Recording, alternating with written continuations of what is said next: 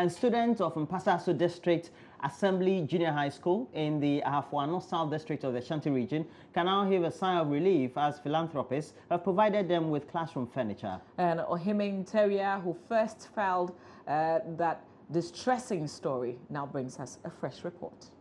Situation negatively impacted on the children's health as well as teaching and learning. Following a Joy News report filed last year, education authorities and a UK-based philanthropist intervened with some chairs and tables. That, however, is inadequate, forcing students to supplement the stock with desks meant for the primary session. Now the Rotary Club of Inshaiso in Kumasi is promising 30 dual desks for the school. A 3-man delegation made the promise during a visit to acquaint itself with the plight of the students. Headmaster of the school, Gilbert Kwakudia, briefed the visiting team on the seriousness of the situation. Thomas Otre is the president of the Rotary Club in Shaiso. There was a news item which we heard that there's a school in Mpasaso, and they are short of. In fact, when we saw the news item, we realized that they were sitting on. Yes, we have come to do the assessment. We are going back to discuss with our board. Hopefully by 2 weeks' time, we hope to come back and to come and. There is now a new lease of life for visually impaired students in the country who wish to go to training colleges of education. Only a few of the colleges of education in the country admit students who are visually impaired. But the visually impaired students will now have less obstacles in the admission process with the launch of the Challenge Fund Award by the government of Ghana. Nusrat Jahan Ahmadiyya College of Education is one of the beneficiary colleges in the country and hopes to increase the intake of visually impaired teachers, trainees by 50% in some 15 months. Rafiq Salam was at the launch of the Challenge Fund at the college in Wa. Transforming Teacher Education and Learning TTL is a 4-year Government of Ghana program aimed at supporting the implementation of the new policy framework for pre-tertiary teacher professional development and management. As part of its change agenda, TTL rolled out a Challenge Fund Grant Award for colleges of education to come up with innovative ideas that will help improve the quality of teaching and learning at the various colleges of education in the country. Worried about the low intake of visual impaired teacher trainees at colleges of education in the country, authorities at Nasser Jahan Ahmadiyya College of Education took it upon themselves to write a proposal to that effect in order to attract and up the enrollment figures of visual impaired persons to the colleges. Ismail Asmau is the principal of the college. Over the years, our intake of students with visual impairment has not been the best. Out of the current student population of 1,131, only 12 are visually impaired. This is not a good trend, and it is my avid desire to change the current drift by multiplying, if not quadrupling, the intake of students with visual impairments in my college to give them the needed professional skill training in the noble field of teaching. The project is also to build the capacity of our tutors in braille and management techniques of students with visually impairment. National President of the Ghana Blind Union, Isa Jinsong, was full of praise for Nasser Jahan Ahmadiyya College of Education for the initiative. The sighted ones can look for places for themselves, but the blind students will have to wait until the following year. And if they wait, other blind students will come and add, and every year few students will be taken. But thank God this project has come. And I thank the management of NJ Ahmadiyya College for taking this project. They have solved Aisha's problem and have solved all visually impaired persons in the northern sector's problem. Vice Principal of the college, Sali Said, in an interview with Joy News, threw more light on the Challenge Fund project. You know, we have in this country a lot of people tag visually challenged and people with disability with a lot of social challenges. People think disability probably is a bad omen. Now, we want to challenge that. And if we're able to increase the intake, we will be training students with visual impairment to come out with something valuable on hand, which will be the teaching certificate, a diploma certificate, and they will no longer, it means we are taking a number of visual impaired students out of the streets and will give them meaningful job. Reporting for Joy News, Rafiq Salam.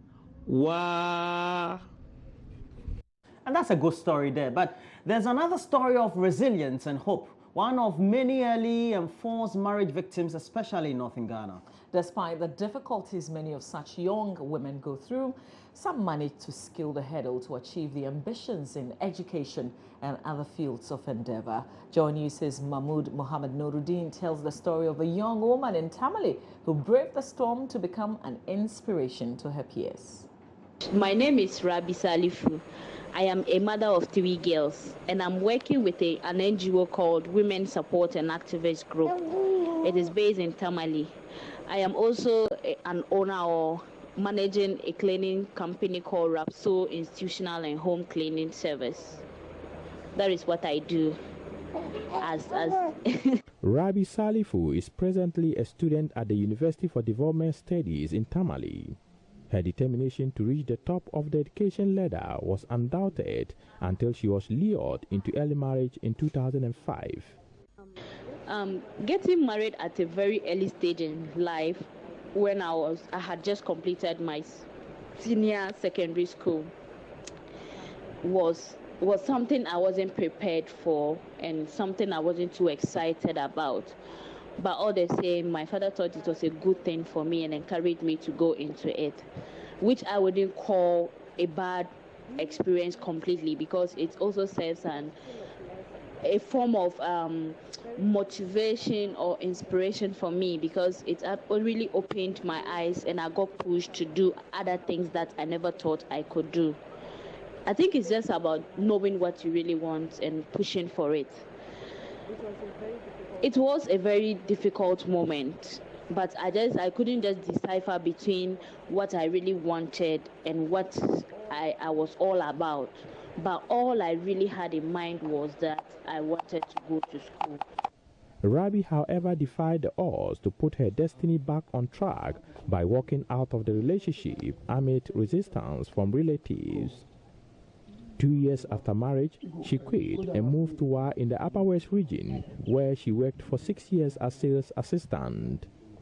It's one of the experiences I don't want to share, because I had disappointed my family at the first place. My father wasn't too happy because he saw the good side of the marriage for me.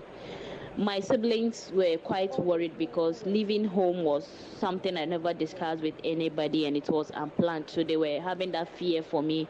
Where would I have gone? What would I have gone through? And where will I land? But actually escaping home was my own plan and it worked for me. I landed myself in Upper West region where I started working with this company called IWM Ghana. We used to sell products for this company and paid on commission. Even if anybody had met me on the street, all I will tell you is I want to go to school. And that's the spirit that kept me on the street.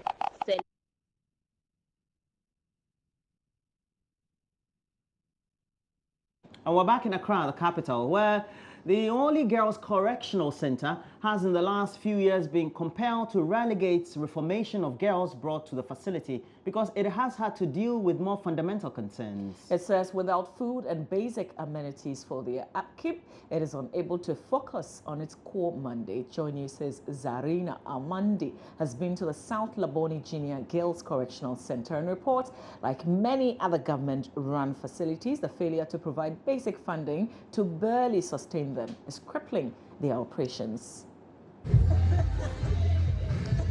This is the only junior girls correctional center in the capital, Accra. The center also houses the boys' remand home, shelter for abused children, and the South Laboni Girls Vocational Training Center. Located in an obscure part of Accra, the facility faces various challenges, including the need for basic items such as food.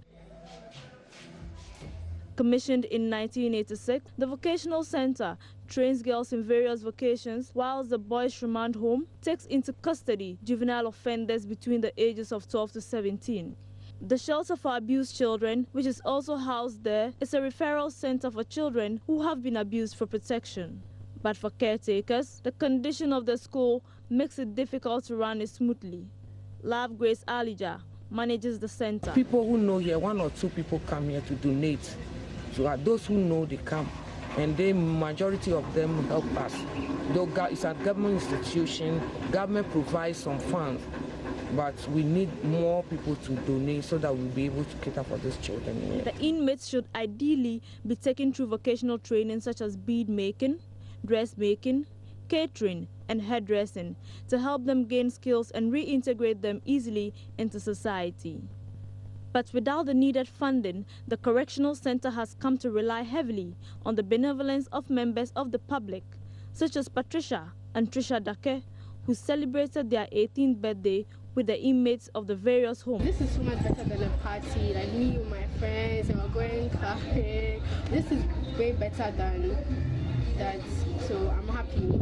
We wanted to encourage other people and create awareness to other people that there are other homes that are in need.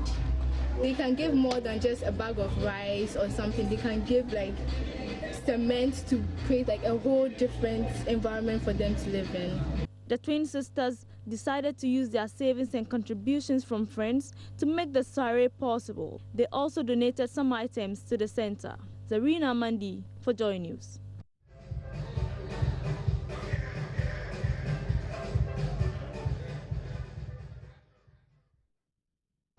Isn't this beautiful? Do something for somebody around you today. It's a happy ending to the AM News. Hopefully Roland does something nice for me today. Yeah.